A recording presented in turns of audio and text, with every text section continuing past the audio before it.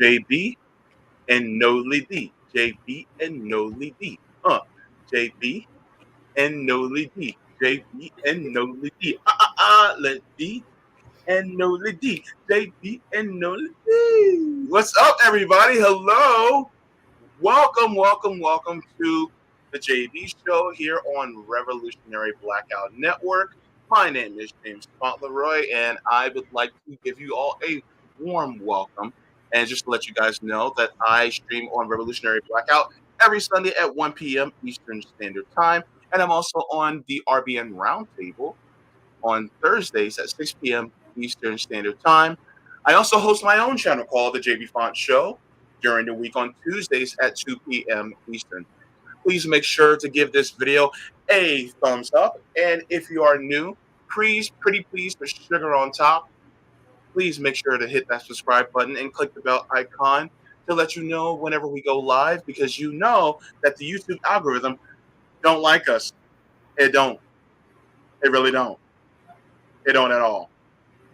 So I'd like to give a warm welcome to Noli Dee from the Indie News Network. Clap it up for Noli. How are you doing today? I am doing good. I'm doing good. I don't like your Florida weather at all.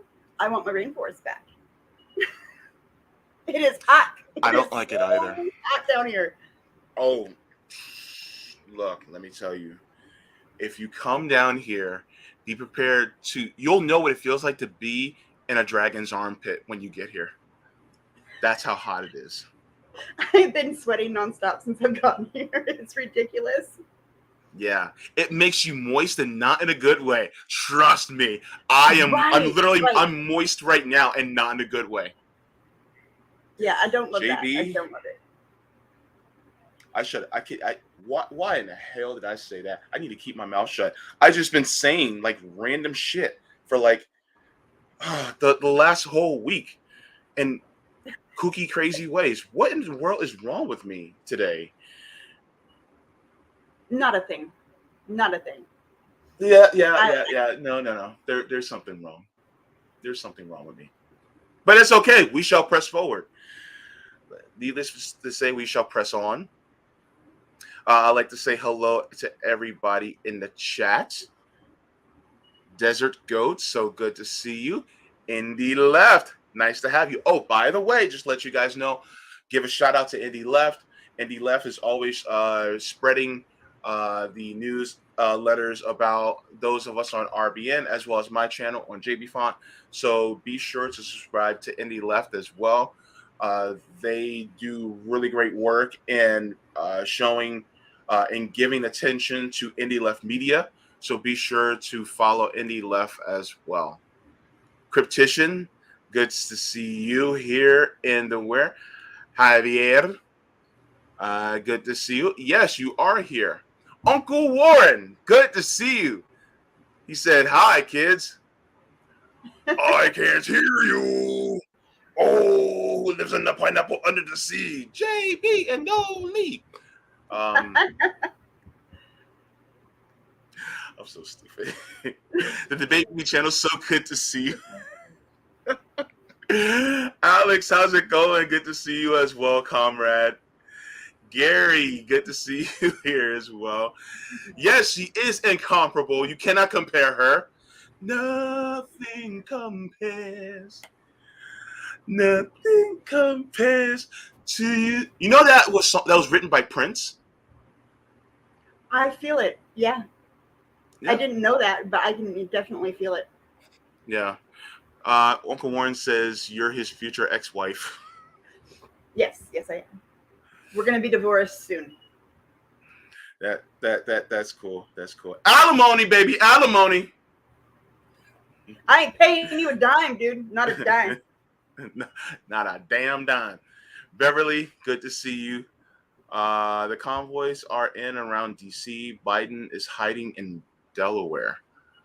I mean, he hid in the basement, so would be that much different than right now? I mean, I don't see that much difference than what he did before. Coward, anyway. Coward is as coward does. Eric, good to see you as well. Terry, welcome, welcome, welcome. Lawrence, nice to have you. There's a lot of people in We the have our chat son today. in the feed too.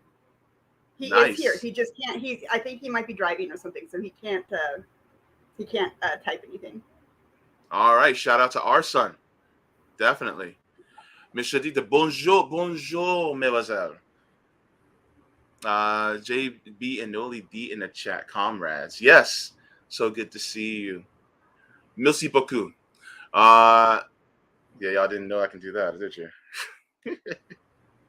Radical Leftist Agenda. So good to see you here as well. Justin Johnson, did I say hello to you? Today's letter is M. Oh my goodness. All right. Christopher says what terrifies the ruling class is honorable, smart, and capable underclasses.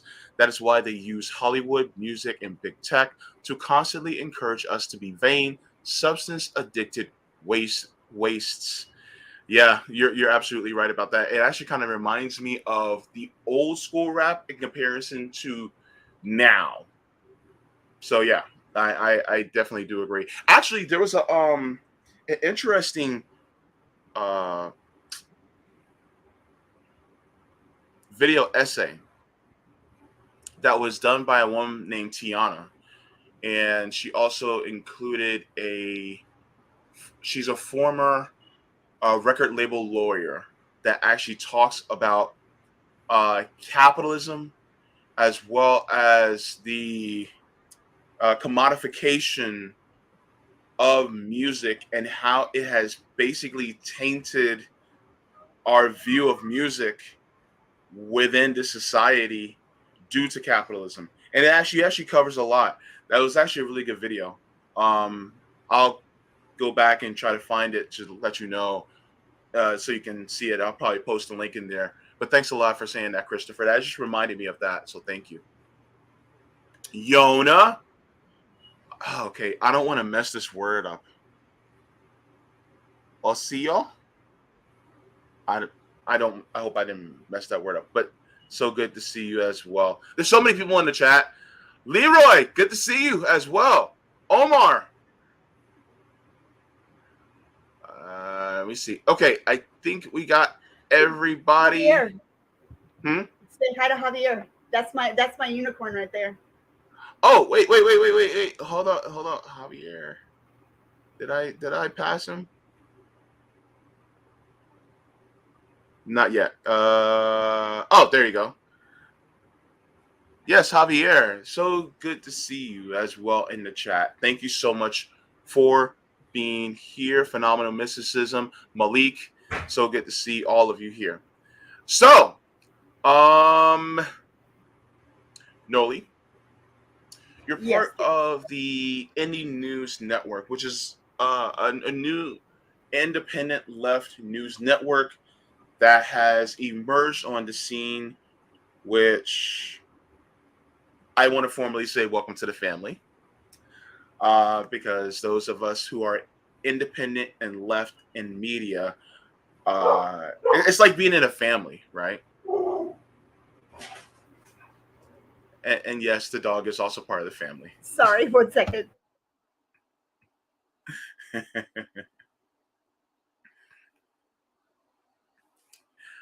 Families are very important, including the furry ones with 4 legs.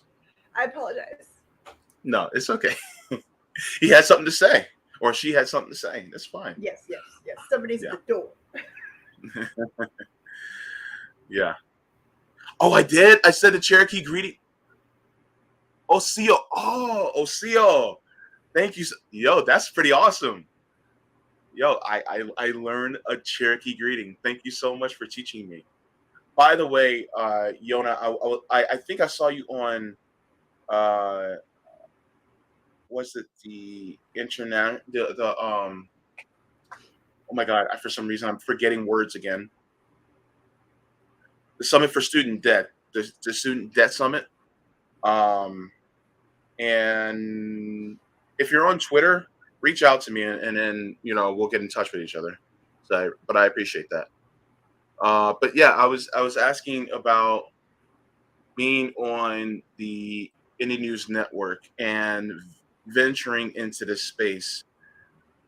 What got you interested in this space? I just wanted to, so that people get to know you just a little bit better. Well, Uh, about 2 years ago, I started feeding the police accountability reports stories, and it kind of evolved from there. Before that, I was doing a lot of the cop watching and the First Amendment auditing, and I still do. That's very important stuff. But it just kind of evolved from that, and then I found you guys early on. Actually, I think it was one of your first live feeds. I was in there and I was like, "Hey, interact with the people over here in the chat," and just what you guys had to say, your opinions and your views on things just resonated with me. And I just wanted to be involved. I wanted to help. And I do a lot of networking. That's kind of my thing. That's what I do. I know way too many people. And so I just, wanted to find ways to bring you guys any kind of information or anything that you guys would need that would help bring more views and just bring your numbers up so that more people could hear what you were saying. Because I thought what you guys were saying was just detrimental to the people in the United States, not just here, but of course globally. And I just think that there's so many people that have the wool over their eyes. They really think that those wolves are sheep, but they have no idea that they're going to be dinner soon.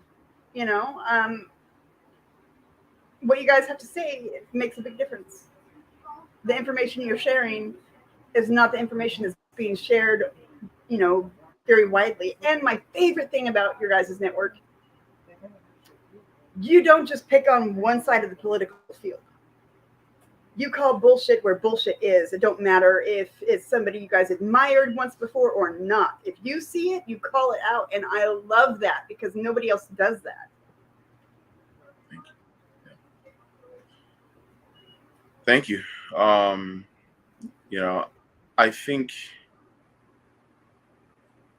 I think what we were taught,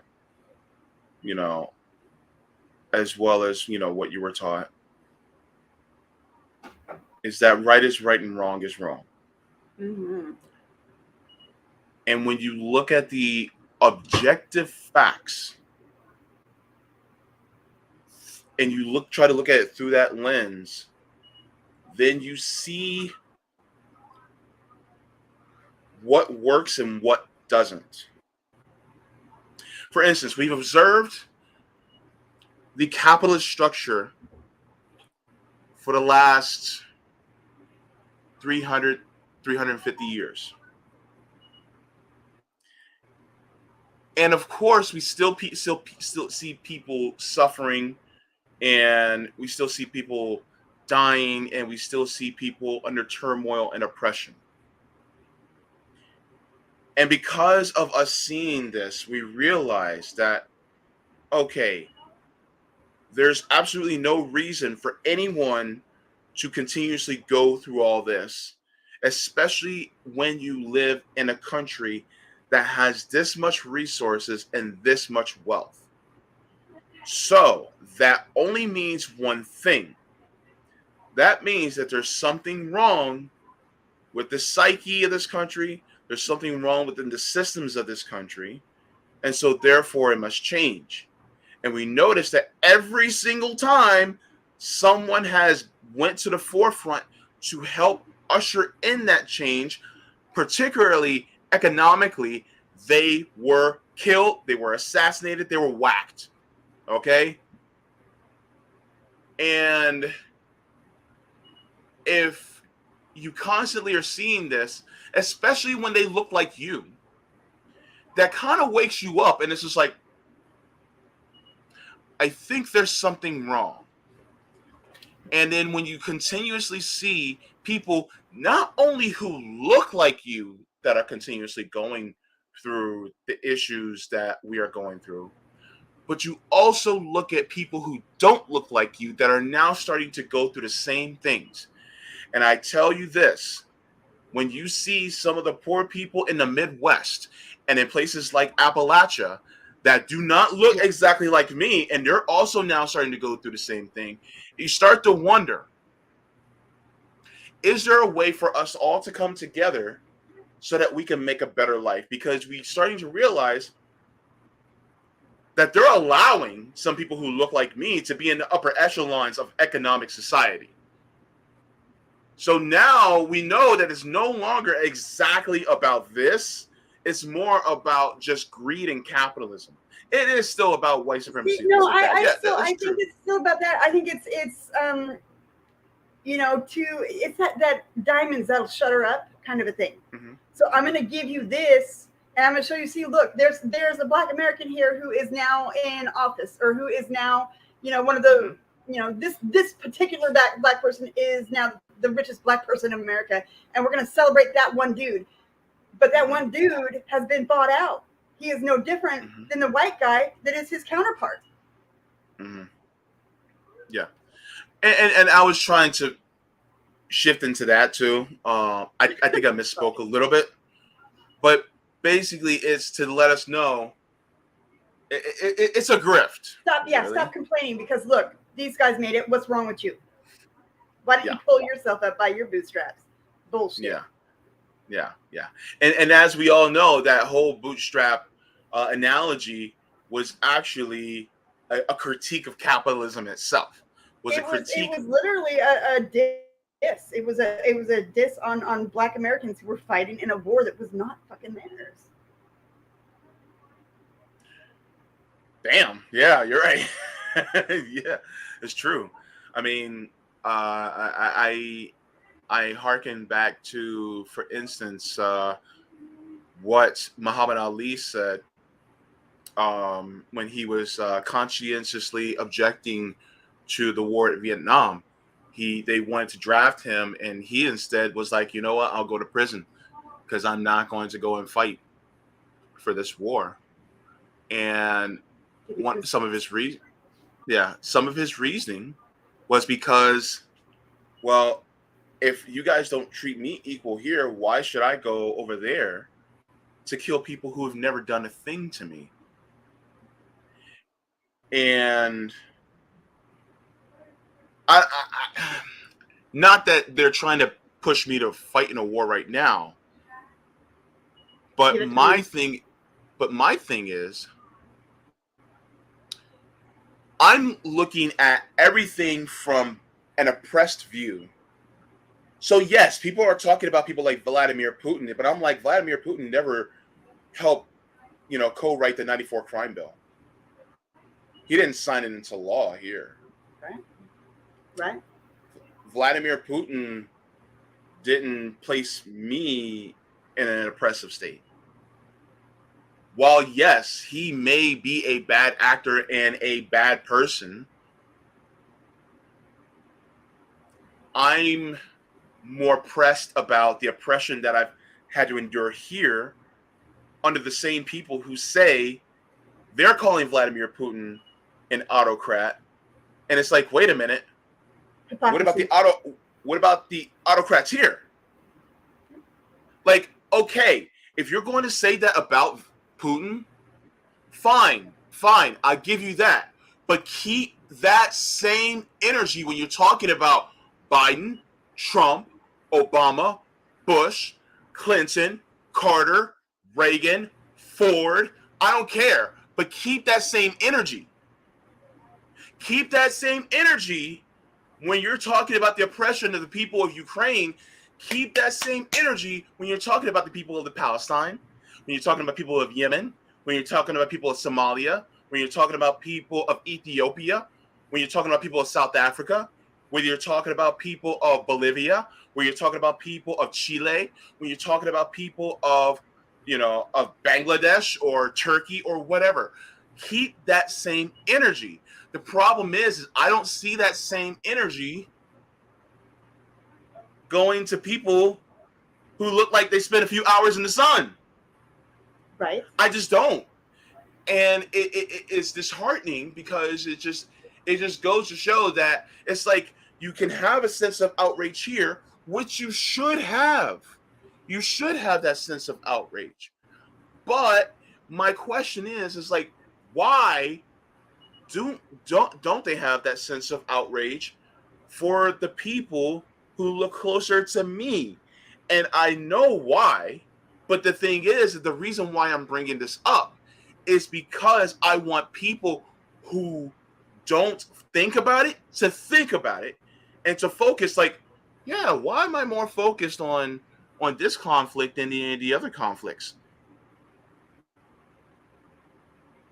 It's all bad.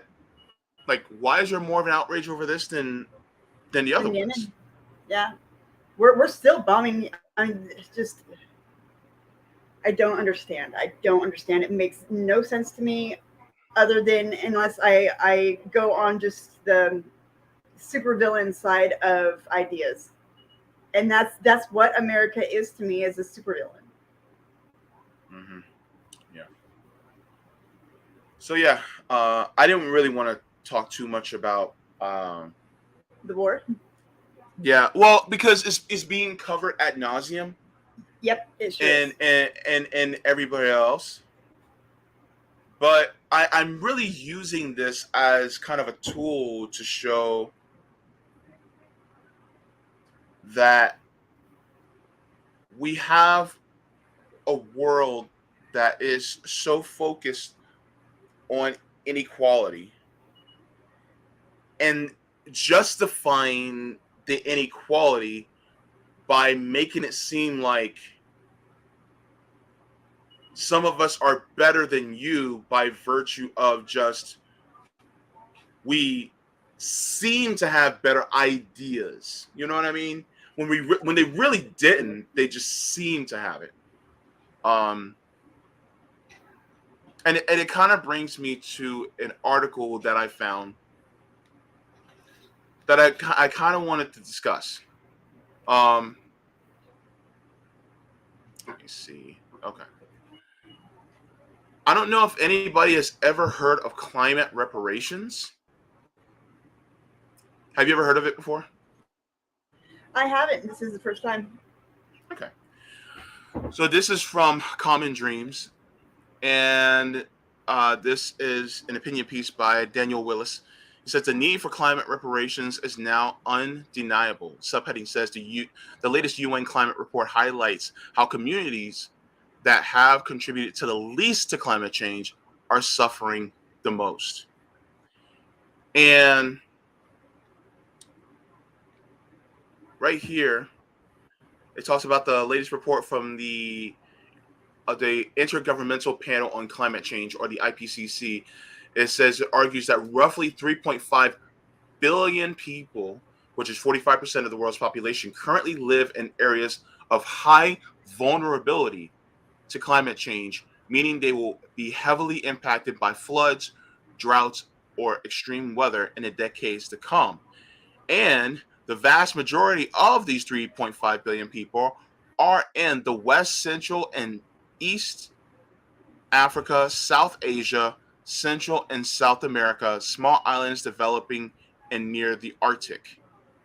So they have the lowest per capita emissions, but they are suffering the greatest from the effects of climate change. And somebody would say, well, no, they just need to bring up their governments better. Their governments are just corrupt. They just need to, fight for their governments better. What Hearing that argument, is there anything that you can say to debunk that point, Noli? No, honestly, not one word. That is, I agree with that 100%. So, as far as the governments in the Southeast and the global South, they just need to.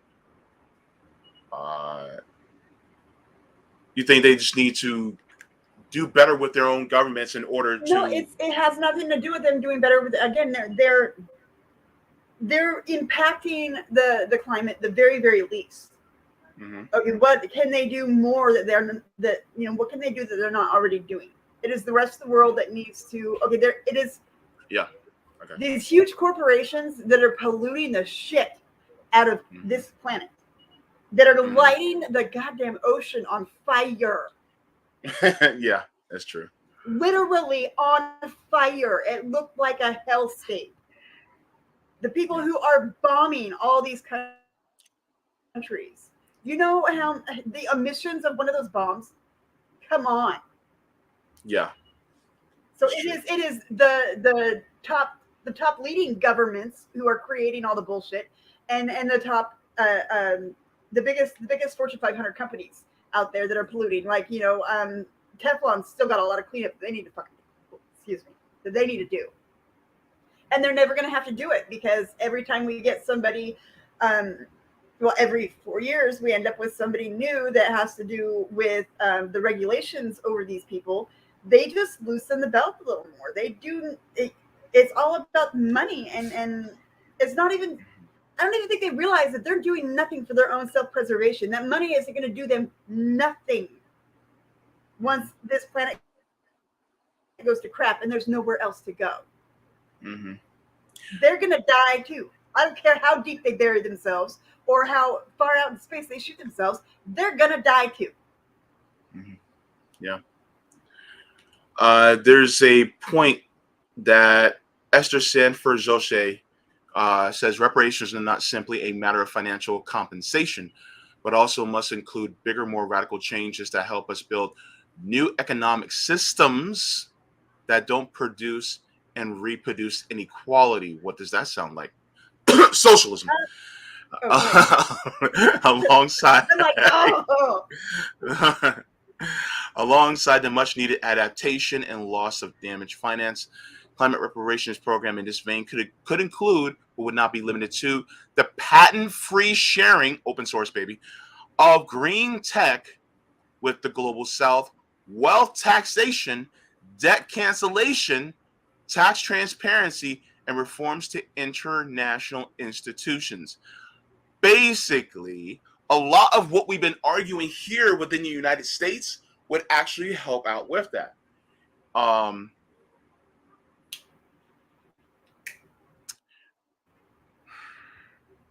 It's crazy because and here's the crazy part, they know this, but it's almost like a lot of these oligarchs, whether here or in the United States, they'd much rather commit a genocide of all humans just so that they can remain on top. And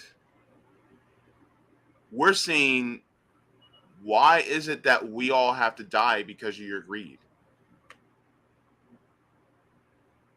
And they won't care And until it's them. They but the don't care. thing is, Go ahead. Sorry. but Noli, hang on. But it is them. That's the crazy part. Like it's them right now. Like, I don't know. It's just frustrating because, like, why are they continuing this when they know that they just have to let go of the greed and the selfishness in order to survive? Like, Because they still think they're above it all. I mean, it's like with police accountability. Nobody gives a shit about it until someone they know dies, and dies for no reason. They had a cell phone in their hand. Then they start to care about it. yeah, It has to affect them personally before people start to care. Yeah, I mean, and there was a tweet that somebody wrote earlier that I agree with. They said, because I was talking about housing, and someone said, "Oh, police, they hate it every single time they have to evict someone." No, they don't. And then someone else chimed in and said, "Well, if they hated it so much, then why aren't they at the town, the speaking at city council meetings about it and speaking up against it?" Yep, exactly. Because I don't see them at city council. I don't see them marching in the street. Like, would it be nice if they truly believe that they would actually band together and do a march on Washington or something like that and say, you know what? We want a housing first country. No more homelessness. And if you guys do not alleviate this problem of homelessness, then guess what? Number one, we will choose to no longer arrest or deal with any homeless person in an oppressive capacity, and we will go on strike. If police did that, if they defunded themselves in that way, but they don't. And that's the problem that I see, right? This is why I'm such a huge proponent of defunding the police, because the thing is if you look at any neighborhood, go to any neighborhood that's either middle class and up, not even middle class, upper middle class and rich, and if they're very well to do, check out how many crimes of opportunity and desperation happen in those areas. It's like, go ahead and take a look and compare them to the ones in the area where I live in. And tell me that it's somehow the same. It's like, don't worry, I'll wait. Right. You know? So, and I think we kind of jumped a little bit and kind of weaved through different subjects. But I think that's how my brain works. I'm sorry. Yeah, no, it's okay. Because the thing is that there is an intersection with all of it. And a lot of it has to do with wealth inequality. Because if you think about it, I made a tweet earlier today about that show. Oh my God, what's the name of that show? Beyond Scared Straight, right? They'll take kids, usually from disadvantaged neighborhoods, a lot of times black and brown, and then they'll take them to a prison. And then they'll place them in front of prisoners, inmates who are there, to get up in front of their face and yell at them and say, oh, you want to be here with me? Oh, we're going to have a good time, and blah, blah, blah. And then you want to fight me, and blah, blah, blah. And they'll get up in their face and try to get tears and make them cry and be out there with them to scare them and to making them think, oh, well, it's your fault that you were placed in a disadvantaged area, that your school doesn't have enough funding. It's basically your fault that your parents are working all the time, so therefore they can't make a living wage, so they have to be at work all the time. It's your fault that you don't have adequate food and you live in a food desert. It's your fault that you actually have to resort to doing some illegal means in order to survive. Does that sound right?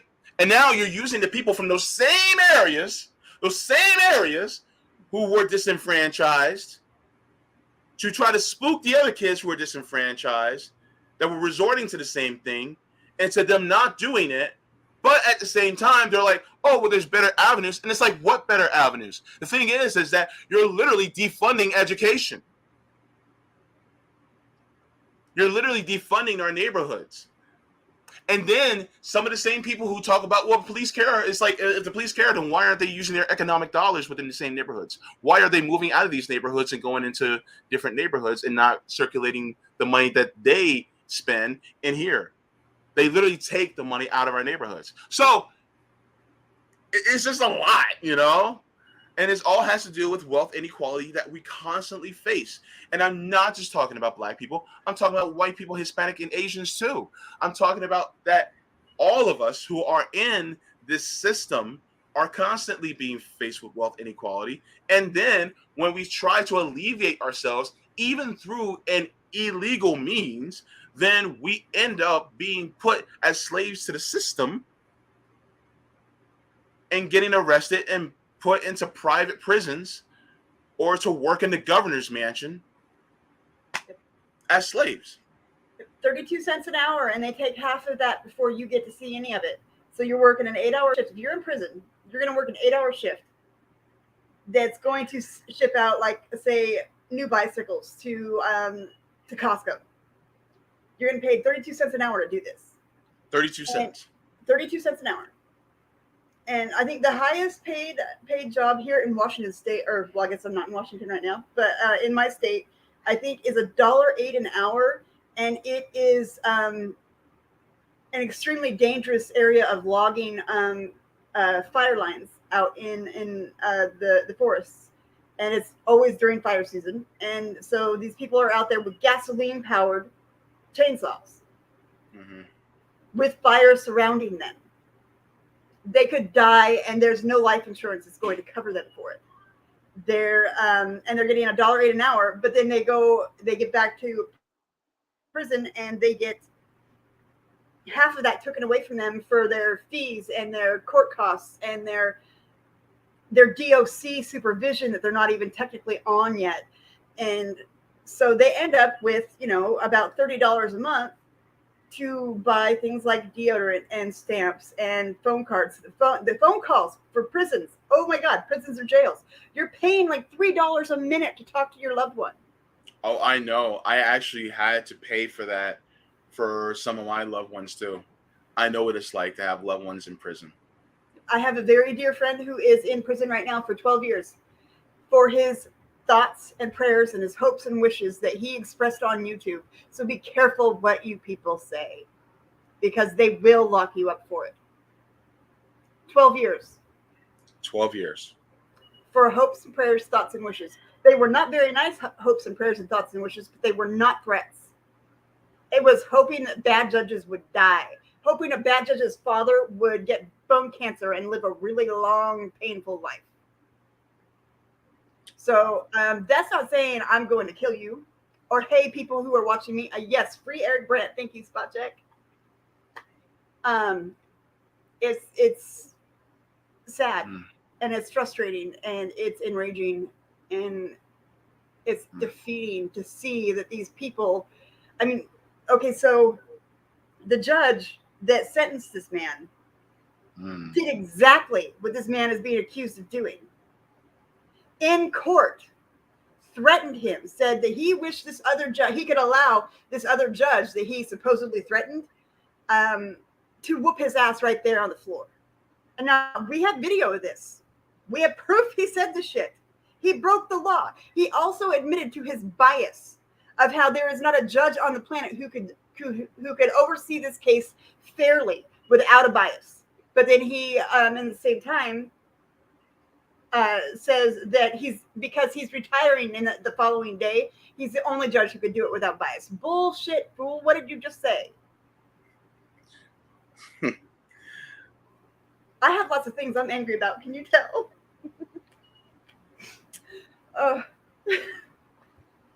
But like I said, your sense of outrage is appropriate. Yes, I agree. By the way, I mean, that just screams violation of free speech all over it. Like, hopes, wishes, and prayers. I mean, that's not necessarily a threat, Like, God, it's crazy. Javier, you're 100% right. You're 100% right. I agree with that through and through, and it's enraging. Still using brown and dark brown people as legal slavery. We are still their equity. And to anyone who says otherwise, it's actually legal precedent for it. So I'm going to show you guys legal precedent. And I'm going to keep showing this until the cows come home. I don't care. And thank you for saying that, Javier.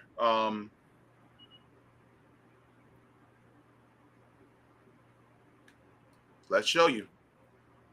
Constitution of the United States, 13th Amendment, Section 1 says neither slave nor involuntary servitude, except as a punishment for crime whereof the parties shall have been duly convicted, shall exist within the United States or any places subject to their jurisdiction. meaning that slavery is still legal within the United States. This little part, that little part that says, except as a punishment for a crime where the party shall have been duly convicted, means that you are subject to slavery within these borders of the United States as well as their territories if you violate a crime, no matter how ethical or unethical the law for it is. They could create a law tomorrow that says if you think that the sky is blue, we're going to convict and imprison you. And guess what? If they do that, then they subject you to slavery. Also, I would like to say this to all the white people who are listening at the sound of my voice. You are in danger of being in the same exact place that my ancestors were in years ago and that are still down to this day. And in fact, many of you and your family members and friends are subject to this slavery right now. So, guess what? Slavery didn't end. It just got expanded. They expanded it from us to also you as well. And what do you think community service is? I've seen people who are on disability, people in wheelchairs that have to go and serve community service. Wow. Yeah. Like they weren't even allowed to serve 24 hours in a jail cell. They were like, nope, you have to go and do this community service. Really? And it has to be with these organizations that have signed up with us because we get tax dollars every time we send you out to do this shit.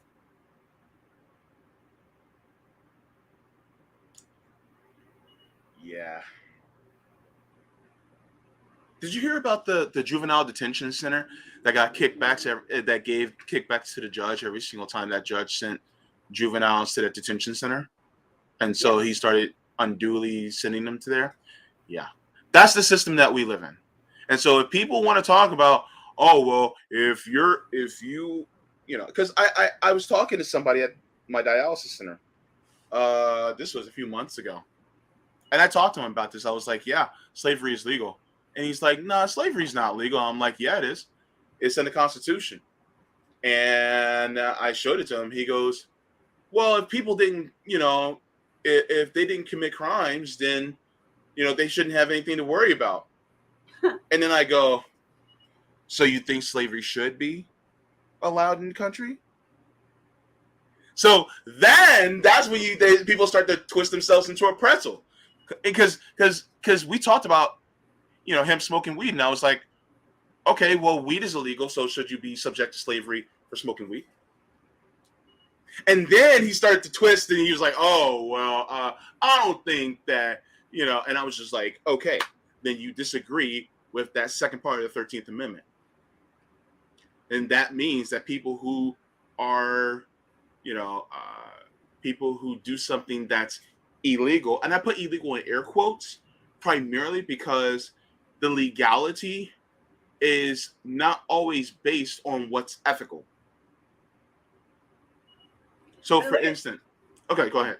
Oh, I was gonna say, if you look at things like bail and people who are sitting in jail for like 18 months straight before they're convicted of a crime because they can't afford their bail to get out, that's violating the 8th Amendment right there. Mm-hmm. They cannot. They're breaking constitutional federal fucking law. Mm-hmm. By setting someone's bail above what they can afford. Now, if you are poor and destitute and you are, say, not working, or because you got arrested, you now no longer have a job, then your bail should be set at nothing. Mm-hmm.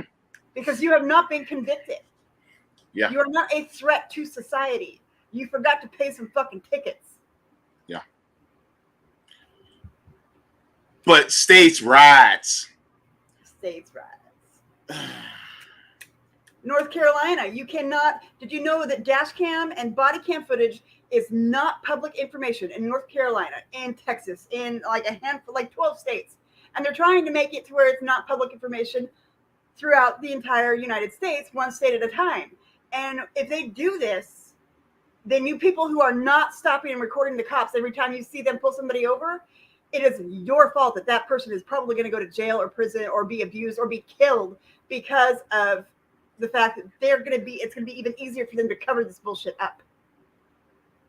If it were for men, if it were for a man, I'm sorry, he's the only one I've had the pleasure to meet, but I know of 3 in the past few years. But Javier, he exposed a man's murder. He was a cop in Juliet, and he did the right thing, and now he's facing 20 years in prison for doing the right thing because they changed policy and twisted it with law. And he's still fighting for justice for that man's death, even though he is looking at serving 20 years. He's got an 8-year-old little boy and a wife at home. If that's not a unicorn, I don't know what is. He did the right thing. Cops are so afraid to do the right thing because they're going to face 20 years in prison for doing the right thing. Something that's a policy violation, not something that is a law. Yeah. This is why I always say, good cops never stay cops. Nope. They don't. If you say that person is a good cop, I expect them to be fired, resign, put in chains in prison, what have you, for whistleblowing, or for saying, you know what, you guys are extremely unethical. This government's unethical. I can't do this. But Javier, he put a dash cam in his personally owned vehicle just to protect himself. And I suggest that everybody do the same thing. You can get them for as low as $14. Just make sure $14 the house, because those ones, they don't handle moisture very well. But do it. Get one. If you have a vehicle, get one. If you don't have a vehicle, I have these cam glasses that look like regular reading glasses. They're really cute, actually. Mm-hmm. And I've worn them a few times and did some recording. And those are about $16-$18 for the cheaper ones. They go on to up to several $100s. But record the police. Any interaction with your city council, record it. Mm-hmm. Because they're the problem too. Mm-hmm.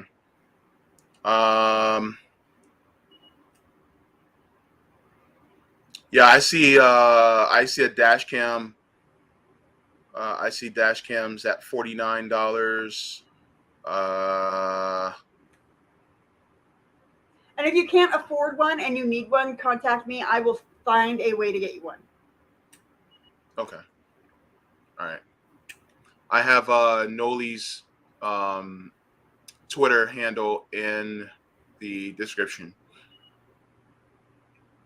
Just reach out, send me your address. I will get one to you. Yeah. But yeah, I mean, look.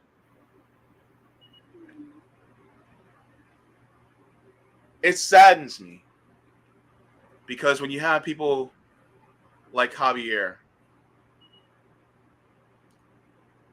that wanted to, do things for the community, and then he saw something that was wrong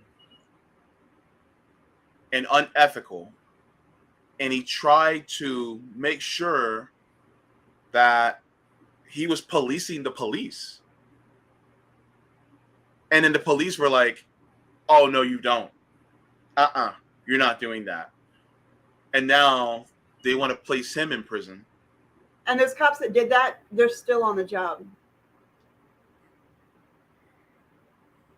Yeah. That's extremely dangerous. That another person is going to die.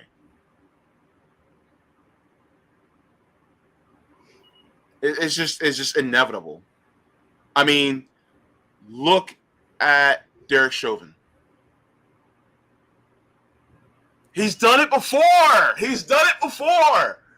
Before he killed George Floyd. Yep. He did it in Baltimore. So if you're telling me I don't want another Derek Chauvin. But yet, here we are, the same perpetual cycle. It continuously goes on and on and on. And then, even if they get fired from that police department, they're not barred from going to another police department or sheriff's office to work there again. And so then they get hired up again. And then next thing you know, they keep doing the exact same thing.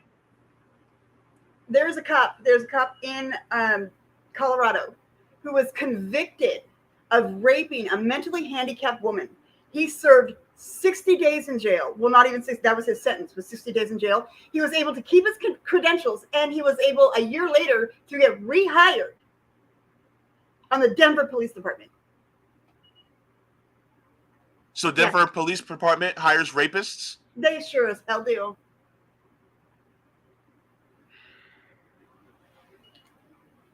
And these same people will be ready to arrest a rapist, and yet they're the ones doing it themselves. By the way, while we're at it, 250,000 rape kits are in police departments all over this country right now that have been untested. How many police officers' DNA is in those rape kits? Exactly. There was a woman like 2 years ago she fell from the back seat of a moving cop car and died. This woman had been raped by these cops. She had pressed charges against these cops. They showed up to arrest her. How do you fall out of the back seat of a moving cop car when those door locks are they're like childproof? You can't open them from the inside. How do you fall out of the back seat of a cop car that's moving? How's that happen? Those cops are still working too. Her death was ruled accidental. And it's funny, people tell us that we need to protect ourselves, but how do you protect yourselves from the police? You can't. Unless you want to become, the next Waco or the next fucking Ruby Ridge. You can't. You will die.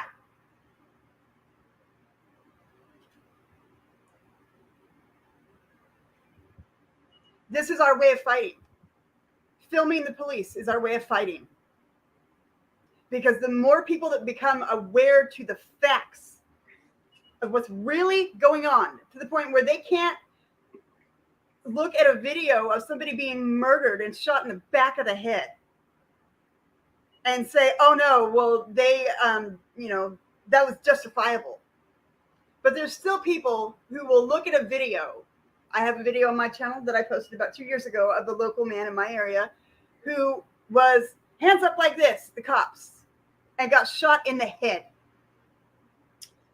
They rolled up on him, didn't even get out of their car, shot him from inside the car, and murdered him. And I have these cops telling me that was justified. Kiss my chalky white ass.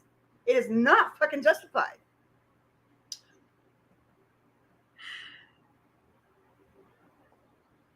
Sorry. No, don't apologize. Don't apologize on my program for speaking the truth. I will not accept that apology. Thank you. Look, if you don't accept extrajudicial killings from governments abroad, then do not accept extrajudicial killings here. Right. Any other country does it, we nose in. Oh, what the hell are you doing? And when I say we, I mean our government noses in, our media noses in. But not when it happens here. Our media helps cover that shit up. Because if they don't help cover that shit up, then they don't get an exclusive the next time some shit goes down. They don't get to talk to the chief of police the next time some bullshit goes down. They don't get to go into, take their cameras into their city council meetings or whatever. They get shut out. They get their press passes taken away. You guys know how to get a press pass, right? You go to your sheriff's department or your police department, and you go in and you apply for one. And if, say, they have their radios, like banned where the public can't listen to them, you can get access to that. You can get a key to it, but you have to go to apply for it, and you have to be media. Well, of course, the First Amendment says that if you got a camera in your hand, if you got a pen and paper in your hand, and you're going to share that information with the public, you are the media. You are a journalist. You do not have to go to school for that shit. Thank you. No. It's you're speaking facts. I mean, public information is public information. Exactly. And gosh, we're jumping all over the place, but I love it because I have like a lot of like causes and stuff that I'm involved in and that I care about. And I think it's, I don't know. I get going. I get going and I jump from one to the other and I apologize. Well, I mean,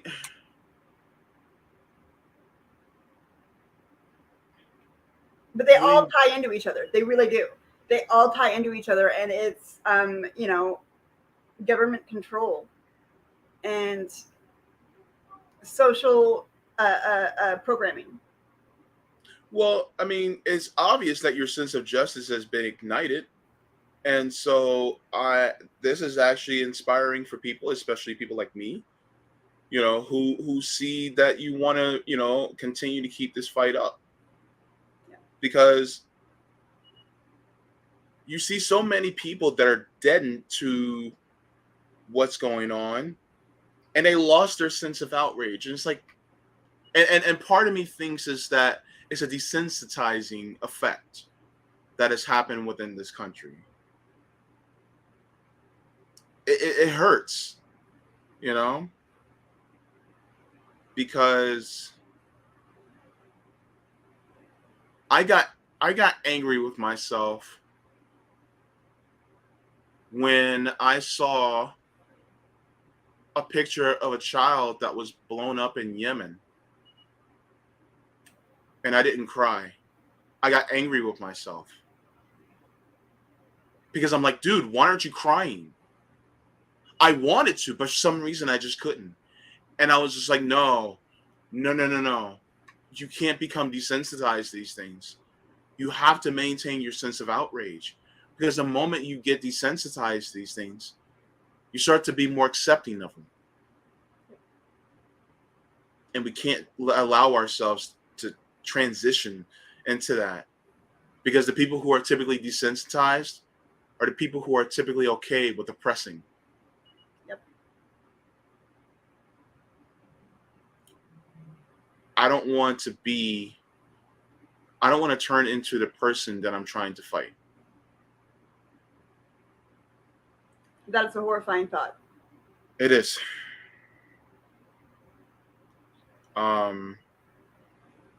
What other causes, if you don't mind vocalizing, that you're into at the moment? Well, God, there's so many. There's so many. Just one. Yeah, just one. Well, right now there's actually some active things going on here in Florida. The reason that I'm here, a friend of mine's daughter was killed, and the place that she was killed in, they're turning out. It's like a apartment or like a long stay, extended stay, like a hotel place. Yeah. They're pulling dead bodies out of this place every month. From murder, suicide, from overdose, from strangling, from stabbing, from just, an insane amount of death coming out of this place. And last night we had some people there, some cop watchers that were down there, and right in front of them, the cops were there. There were people damaging vehicles right there in front of them. And the cops were more worried about the cop watchers on the sidewalk cameras than they were about these people who were damaging other people's property. And the city council, could give it. Nobody's doing anything about the management of this property or anything. There's so many deaths coming out of it that it's a community problem. It is not a problem just with the police not doing their job. It is with the city council not doing their job. It's with the citizens themselves not saying what the hell's going on here. Why haven't we shut this place down? And So there's going to be a protest there today that I'm going to after we're done here. That, you know, hopefully nobody gets arrested. I kind of got a bad feeling that people might. So if you don't hear from me for a couple of days, you know why. But the there's a lot I want to say about it that I can't really, but that's okay. That's okay. Yeah. But be safe out there. I will. You know, you have my number. Yes, I do. Yes, I do. You know, and if you got if you got it, we have to turn into that person on that mug. That mug fits me, right? Well, I wouldn't say it fits you. I think you're just a very passionate Thank you. I appreciate that. But but definitely use that word with the big C in front of it, to describe me instead. But when it comes to oppressors, we need to be assholes. Yes, I agree. We need to be. Yeah. Yeah, I'm glad I had you on today. Me too. Yeah. Because I like to talk to people who share the frustrations of the system, because there's some of us who we're just trying to survive, right? We're just trying to hang in there. We work long hours, we have families to take care of. Some of us have loved ones, we may have special needs kids that are adult. We may have to be taking care of our parents. We may have to be taking care of our spouses. And then on top of it, we try to stay as, abreast of what's going on or active in our communities. Or we're just trying to just live, but you see the austerity that grips us as well. And so even to just be knowledgeable of these things and to be cognizant of them and try to, get the message out there, I take my hat off to you, and I appreciate for what you're doing. Or I don't have a hat on, but I take my earphones off to you. So, but yeah, thank you. And you're inspiring me. You're inspiring people who are watching, that, if they can do, just a little bit more, or just, do a little bit more as far as letting people know what's going on. Just sharing the information makes a big difference. Yeah.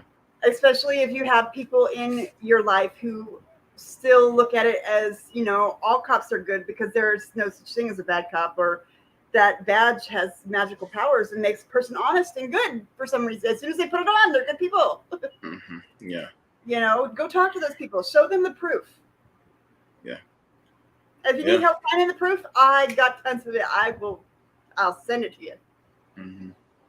Javier says we need more people like Noli. Damn right. I love you guys. Mm-hmm. Charlie Brown's Rebellion says it's all about survival when we live in an ongoing trauma factory of a society, a factory farm for a long pig. Thank you so much. Spot Check News says protect and serve is police duty to the municipal corporation, not the people. Their oath is to the people. Their oath is to the people to defend the Constitution against enemies, foreign and domestic, but they are the domestic ones. Basically being the domestic enemy. When a police officer really takes that part about protecting, defending the Constitution against enemies, foreign and domestic, when a police officer actually truly abides by that principle, they end up getting kicked out of the police department. they end up being treated like Javier. And then next thing you know, we wonder why the police continue to do what they do. Because they can. Thank you. Let's see.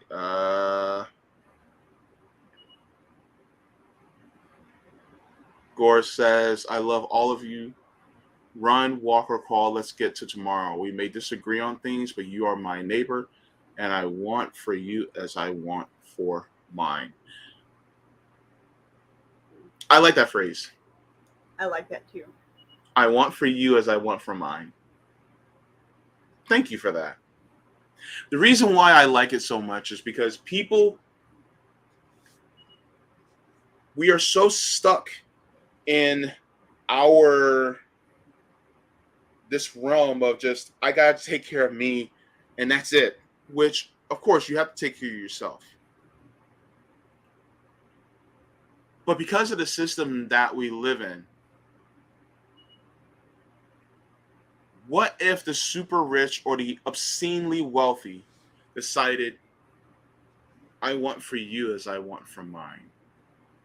What if they did that? Would they still be super rich? I don't think so. But they'd be rich in better ways.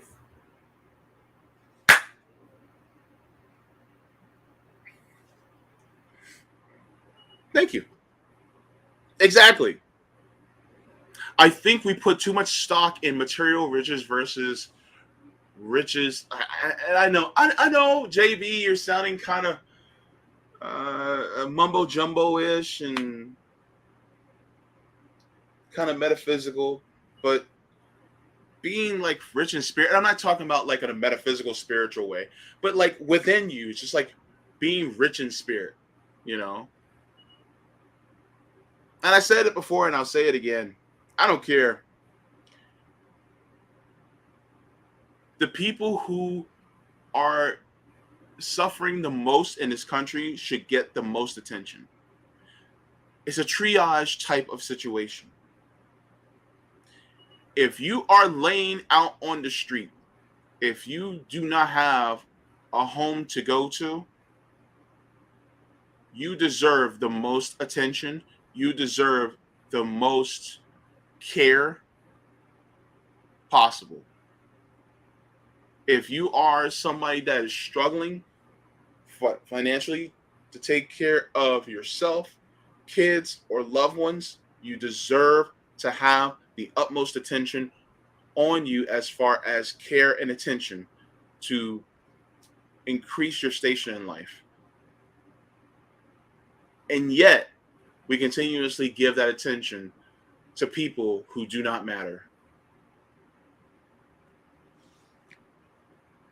So they don't matter because we don't matter to them.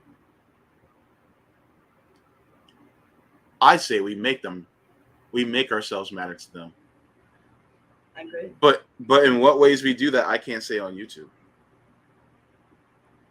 No, you cannot. I cannot. No. I shan't not. I shall not. Amen, Omar. And we love you too. Give yourself a hug. Give yourself a hug for me. Yep. Give yourself a hug for me. And this is what it's about. We have to matter to each other. Okay, so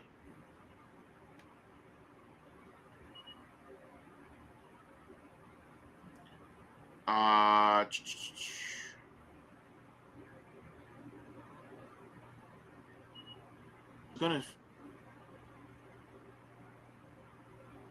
want to talk about this.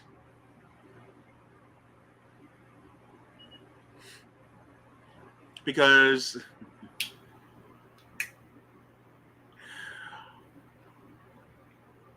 homeboy didn't think we'd catch him slipping. But we did. So we're going to talk about him. All right.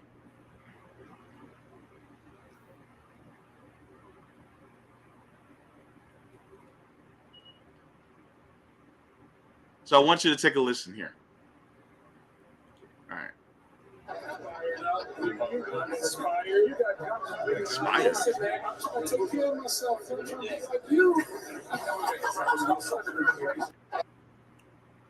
Did you hear that? I'm fired up. I'm inspired. I'm trying to be more like you. Who says that to Joe Biden? A sick individual.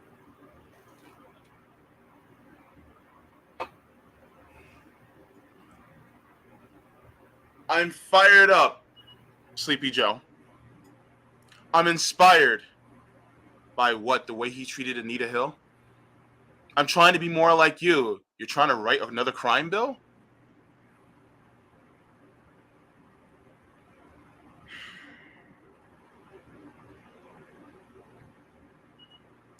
Do you know what I'm trying to say in my face? Like, do you? Can you just read? Do you can read this, right? Yes. Where? Bowman.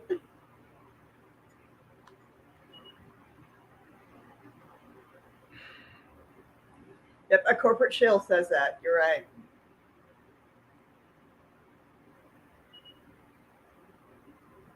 Why?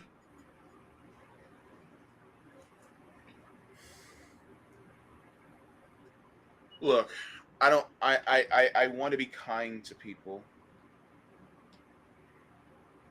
and give people the benefit of the doubt. But there's no doubt here. I'm sorry.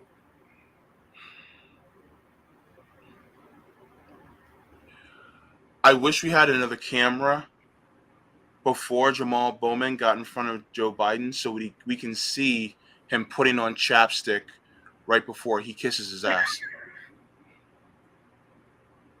Yeah. Did you see that video of the hot mic of Joe Biden? I saw it a few days ago, where he's just talking fucking crazy shit about somebody's mother is just a piece of crap, and I was just like, oh my god, what am I watching? I'll have to find it and send it to you. It's enlightening of his mental state. Was it when he called? Huh? Was it when he called somebody an SOB?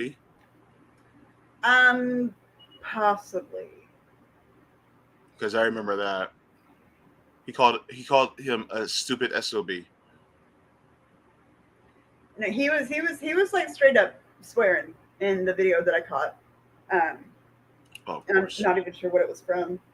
Yeah. Well, that's not new. Him swearing, because I mean he whispered it to Obama a few years back. He said this is a big fucking deal, and people were like, "Oh my god, he cursed." So what? Be surprised how many. Which I think is hilarious. Who decided that fuck was a bad word? I'd like to know, because I'd like to slap them. It's a universal word, right? They took the city of fucking and they changed the name of it to something just twice as ridiculous. Here, like this past year. There was a city named fucking. Yeah, in where the hell Hitler's from? I can't think of it. Interesting. I didn't know that. Yeah. I am looking for it right now, Julie. Take me to the fucking city. Yeah, I guess they don't. I mean, they got mad freaking tourism off of just the name of their city. So why they would change it, I don't know. Yo, real talk. A city that is named fucking, I would expect sex work to be legal there. I'm just saying. I would expect that, but apparently it's not, which is be idiotic as hell. Like, imagine the school there, fucking elementary.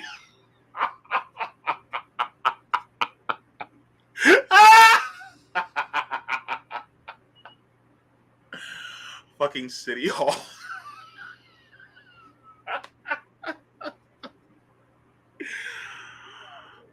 Fucking mayor. Oh god, I am way too immature for this. You shouldn't have brought that up to me, because now I am. Oh my god! Look, we need to bring that name of that city back. Like, for real. Willem, thanks you for the super chat. I'm sorry I'm so late to getting to it. Willem says, knowing it, seeing it got for me short-lived flash fires to undying magmatic pressure. Thank you so much for that super chat. Moving to Chronic, Texas. Nice. Oh my goodness. Charlie Balance Rebellion says, if our society were an individual, we would hold an intervention for them. Society gets a pass and the individual gets thrown under the bus. The ancient tradition of scapegoating continues unaddressed. Thank you so much for that. And let me hang on.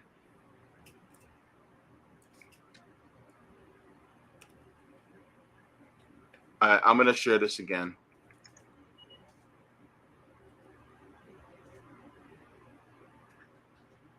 I'm going to share this again.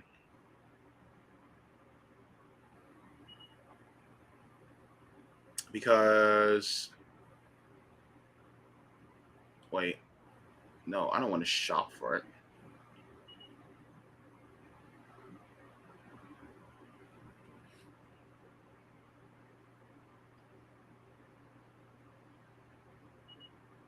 Okay. Let me share my screen really quick. Because I like what you just said there. And it makes me remind me of this. And I keep stating this because it needs to be reminded. It says, when a flower doesn't bloom, you fix the environment in which it grows, not the flower. Deep. When a flower doesn't bloom, you fix the environment in which it grows, not the flower. Exchange the word flower for person. When a person doesn't bloom, you fix the environment, not which it grows, not the person. Now, we all need to do personal growth, but at the same time, some of our growth is stunted by the environment in which we live. And we actually live in a society that thrives on self-help, but we don't thrive or even acknowledge societal help. Everybody wants to talk about personal responsibility, but nobody wants to talk about societal responsibility. Right? Correct. It doesn't all fall on the individual. Yeah. Mm-hmm. It falls on us all collectively. But, in order to get change, we've got to change the way people think. Because before we can get any real change done in, like, say, our government or in the system itself, the way people think has to change first. That always comes first. Mm-hmm. Yeah. And so, we've got to get the way society changes to think. What makes society, of course, is individuals coming together and having these types of conversations. Yeah. Of course, says a plant will grow with water and soil, but will not bear fruit without specific food.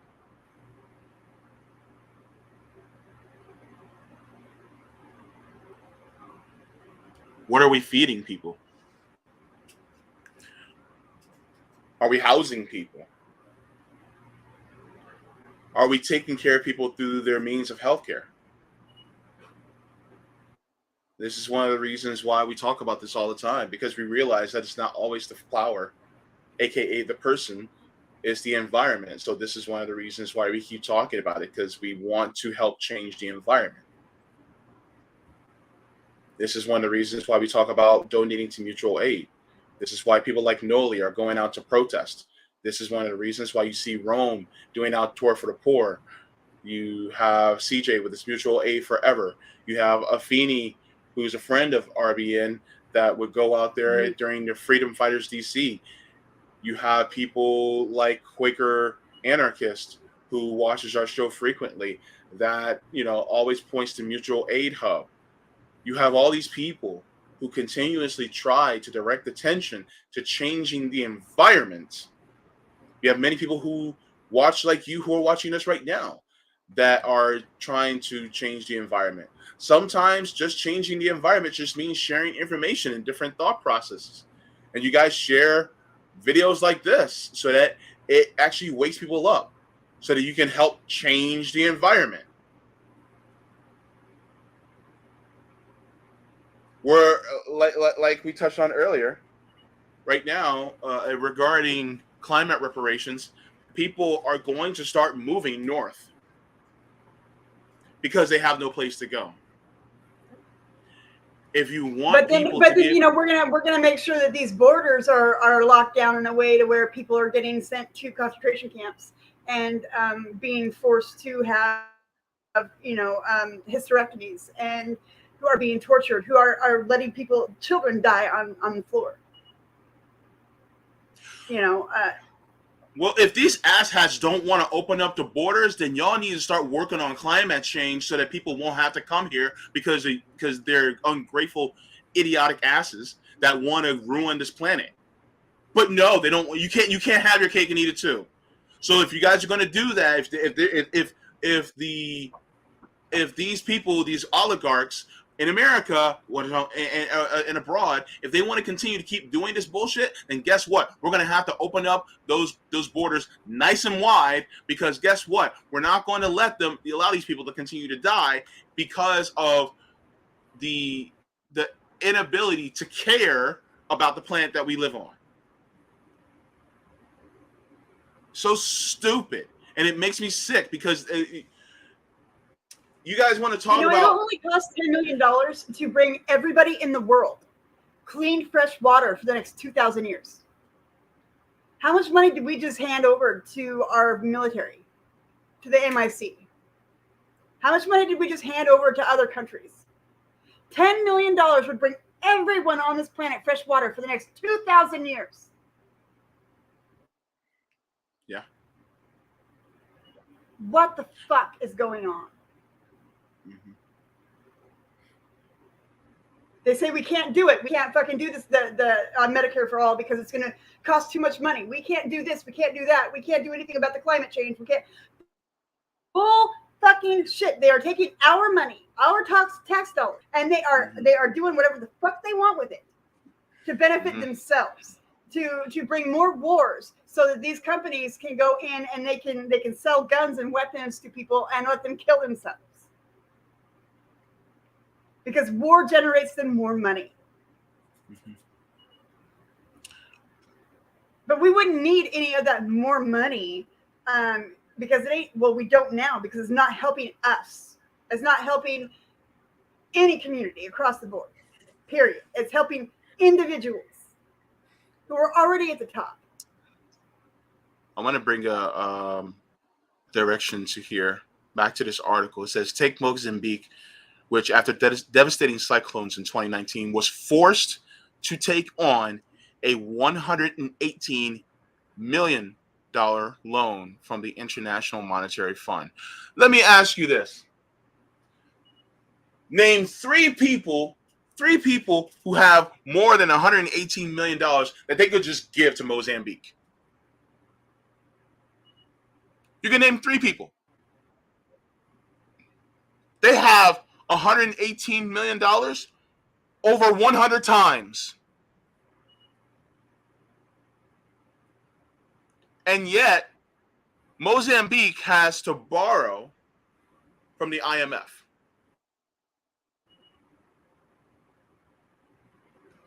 Oh, they can't read it. Could you increase the zoom on that page so people can read Oh, what else is there?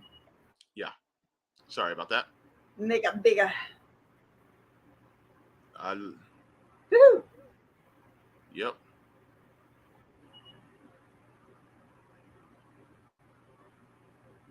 Oh, Uh, hey, somebody just mentioned general strike over here. We should definitely mention May Day. oh yeah. Isn't that May 1st? May 1st. Everybody just stay home. Look, if you can Stay afford to home. stay home, then It's please one do day. so. You can afford it. You don't make Not dick in a day. Stay home. some people like it. I've been in that situation where I couldn't miss a day at all. But if you can get mutual aid to somebody so that they can miss a day, hey, you Yeah, if know, you would help one person miss that day of work, help them. Because look at what France did. Shutting down just a half a day. You couldn't even make a phone call if you were in France. Not even a phone call. And it forced their government to get up off their ass and start doing some shit. mm-hmm. If we could do that here in the United States, I mean, we are so far removed from the rest of the world. It's not even funny that, I mean, this thing with France happened a while back and I just found out about it.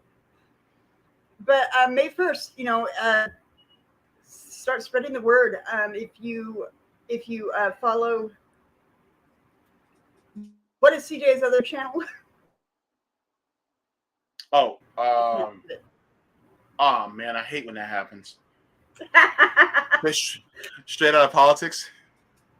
No. His channel. You guys help us out here. Gosh, I hate when this happens when somebody can't forget, then I can't forget, and then ah, Populous Voice Network.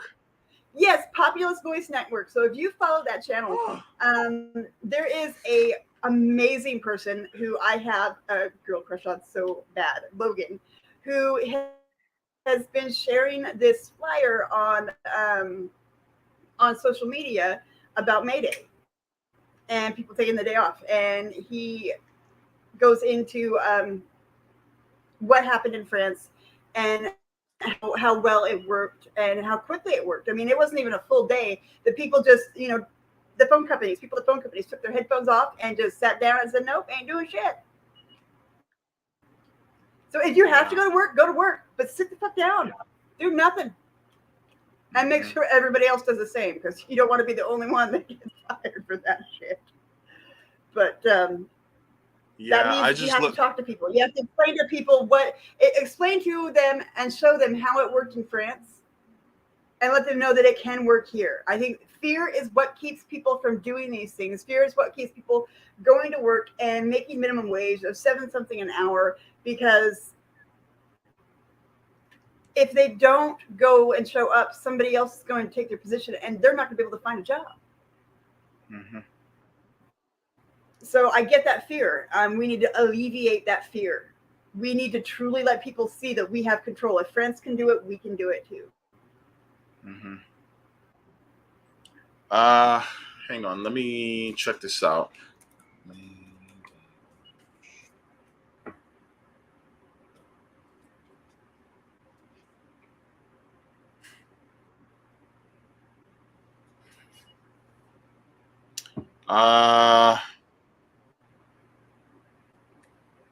This kind of looks like the strike for the October one on October 15th. It kind of looks a little bit like that, but hang on. Let's check this out in real time. All right, so this is MaydayStrike.org. It says Mayday Strike is a grassroots movement focused on establishing economic security, dignity, and fairness for workers of every nationality, race, and political affiliation. May 1st kicks off a series of direct action events supporting workers everywhere who are organizing for better conditions and demanding basic human rights. These actions will include a wave of protests, economic strikes, debt strikes, and union action until demands are met. Hashtag. What are we asking for exactly? Okay, so let me make sure. JB, enlarge it, because we need to know. Our demands: 1, a living wage that adjusts regularly for inflation and mandatory overtime pay. I can get on board with that. Number 2, paid time off for vacations, medical leave, parental leave, and bereavement. I can get on board with that. Number 3, expanded legal protections for unions, including universal right to unionize. I can get on board with that. Number 4, a universal single payer healthcare system and medical debt forgiveness. I can get on board with that. Number 5, tuition-free higher education and student loan debt forgiveness. I can get on board for that, even though I don't have student loan debt. Guess what? I like it. I like it. I mean, I got a couple demands I would like for myself that are not on here, but I like it. It's a good start. I'm gonna put I'll put the link in the chat. If I can highlight it and copy it and paste it. If JB gets himself together. Unfortunately, I can't get myself together today. Okay.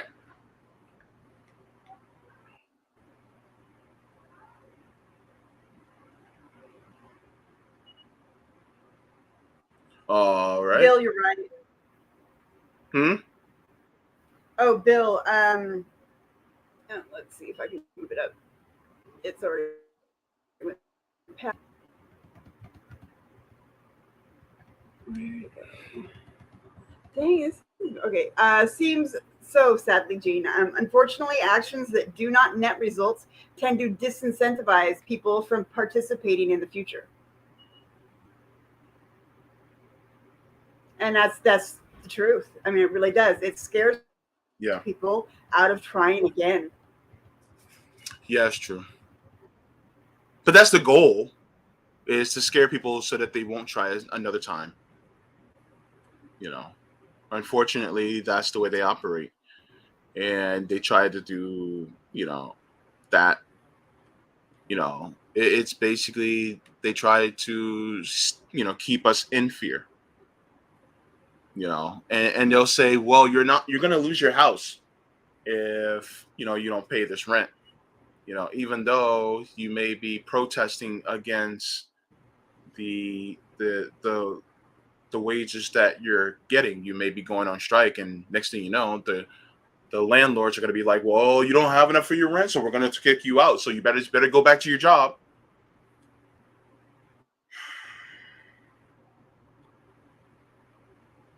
This is one of the reasons why I also think renter strikes can be a thing. But that's a whole nother conversation. Valerie, most people work on Sundays. Most people do not work 9 to 5 Monday through Friday. Matter of fact, I know one person, my daughter, is the only person I know in my personal life at home who works Monday through Friday. And I think she might work every other Saturday. Oh, I don't know trust me. People that work 9 to 5s. Oh, Valerie. Okay, so by the way, just to let you know, I used to work in retail, and I also worked in the food industry. Saturdays and Sundays did not exist for me. It was on Tuesday or Wednesday, right? Yep. Those were typically like days off that I had. Saturdays, Sundays, no. Like, shut things down. And when I mean shut things down, like call center people don't go to work. People who work in retail don't go to work. People who work in grocery stores don't go to work. Like, the people who really keep things going, people who work, at different restaurants and shops don't go to work. Trust me, trust and believe. You will notice that people, if you're a bus driver who drives for the city, it's just,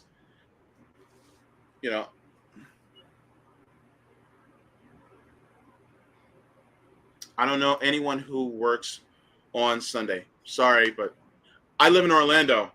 A lot of people work on Sunday, What a statistical amount of people who will stay home does that even mean, though? Hopefully they do. I mean, look, we have the great resignation that's happening all over the country, where you have a lot of employers complaining that people don't want to go to work. So something is happening, I would say. I mean, it's not nothing.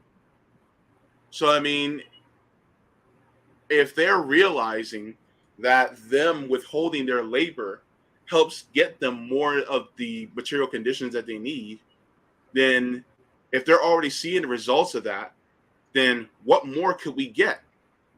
And this is one of the reasons why it's good for us to talk about these things so that it spreads the word.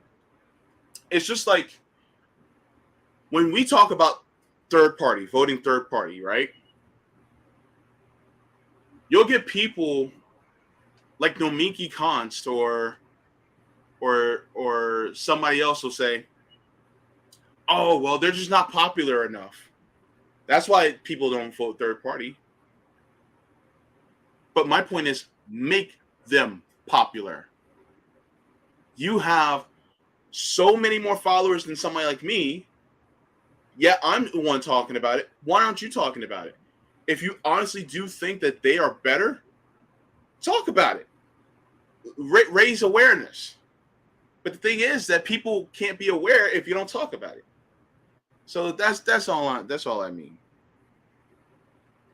How do we convince people who don't have time for YouTube? You got neighbors, you got people who are working, you got people who you may end up going to the store sometime this week. You may end up talking to family members this week. It's worth a try. Even if they don't, at least you tried. You know, people who drive me to and from dialysis. I can tell them, you know. And they could tell other people that they drive to and from dialysis. Yeah. You know, it's not going to get everybody, but at least it'll get some people. And it doesn't have to be everybody. Look, all you need is like 1 to 5% of the entire workforce. I mean, and if each of us told, you know, a couple people, that can cover a lot because they'll tell other people.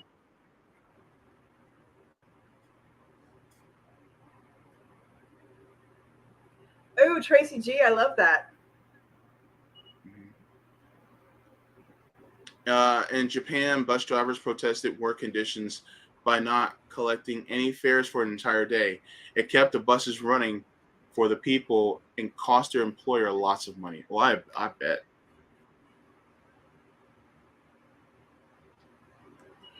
Beverly, you're right. They are. Mm-hmm. Yeah. They are. But, you know, they get paid by the county. They get paid through tax dollars because they are a part of, you know,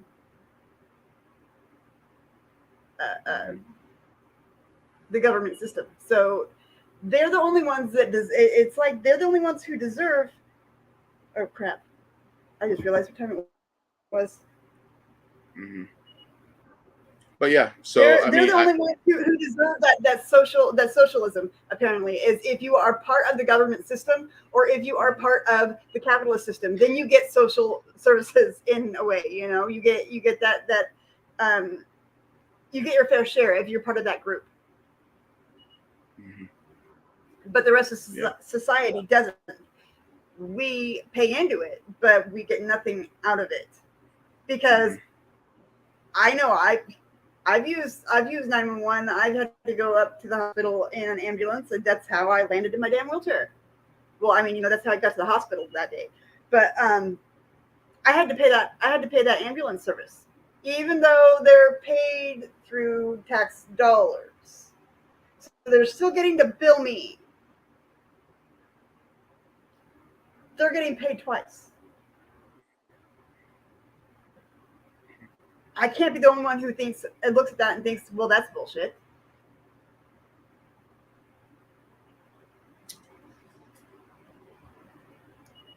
I mean, it's such bullshit that it's obvious. I don't even really have to say anything about it.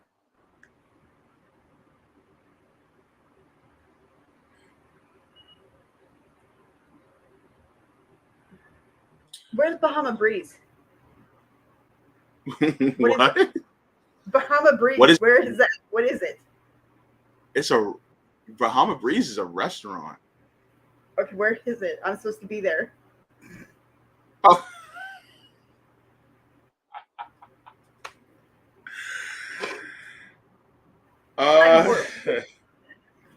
I'm gonna be 3 days late to my own funeral. So when I die, you guys just, they're gonna tell you time and date for services. Wait 3 days, then go. That was so random. Sorry. That was just like, you were like, "What's Bahama Breeze?" I'm like, "What?" Yeah, it's a restaurant. Okay. Yeah. Wow. They don't have Bahama Breezes where you're at? No, I've never heard of it. Oh, okay. Yeah. I was They're a little hoping pricey, it was a though. strip club. God, these people suck down here. Well, look. I would love Bahama Breeze to be a strip club. Then I can go there myself and Right? da da da da da. No, I was kidding. I think I'm gonna cut the stream a little short because you have to go, and I'm hungry, I am too. and this water ain't cutting it. Oh, whoa. Did you see that the LAPD blew up a neighborhood? This has got to be old. I'm sorry, what? Catastrophic failure, how the LAPD blew up a neighborhood. And then there's a picture of it. I don't know if my phone's too bright for y'all to see that. I don't know.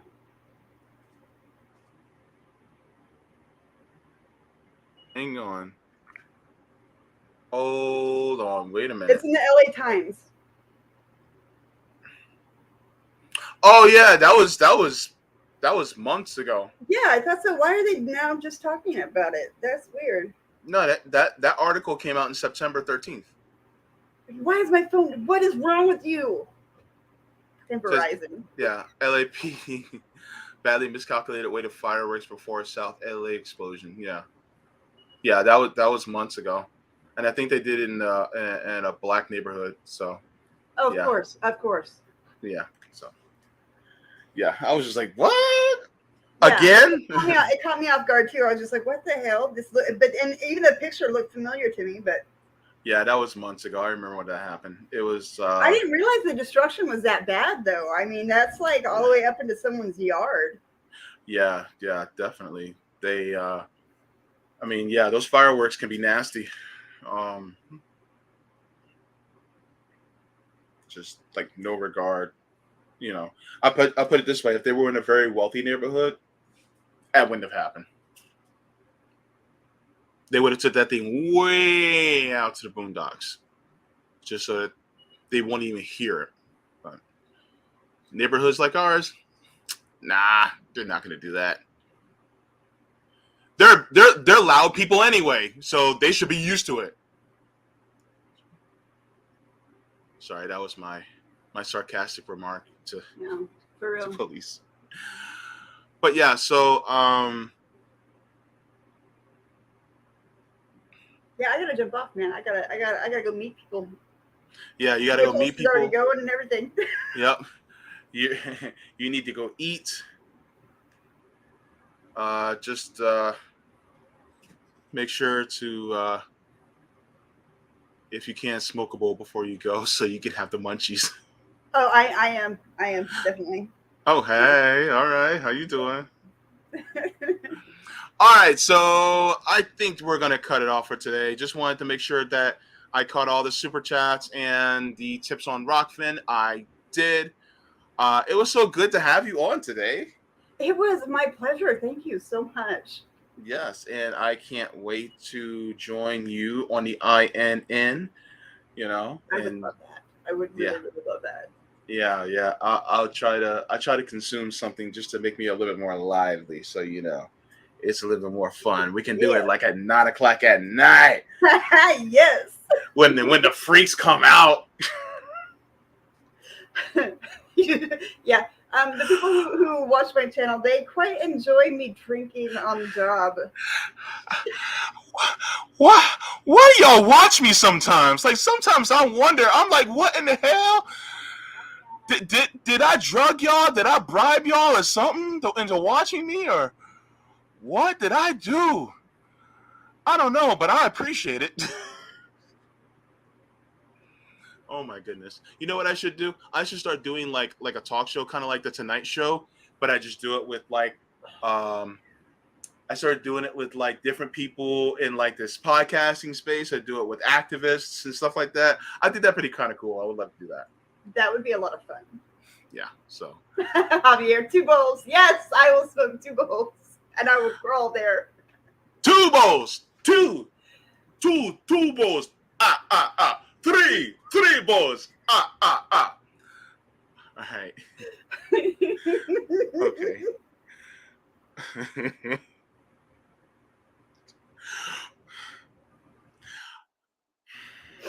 I love you guys. Gosh. This has been some of the best fun I've had in like weeks, let me tell you. Yep, we're gonna. Oh my goodness! What in the hell? Okay, hang on. I don't even. How do you work this damn thing? Okay. I don't know. I've been doing this for almost a the damn top year. Right hand corner. Top right hand corner. I know, but I gotta do things. There's a process. No, there's a thing, process. and then you gotta do that other thing. I got. Lord, and I'm hot. I'm hot too. Yeah, you are. Goodness gracious. Ugh. Like temperature wise, I'm hot. I'm sweating like a basted pork roast up in here. I'm like a pork loin. Anyway. All right, everybody. Love you. Mwah. Forehead kisses. Mwah.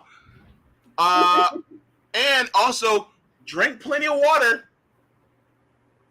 Water your plants, including your weed plants.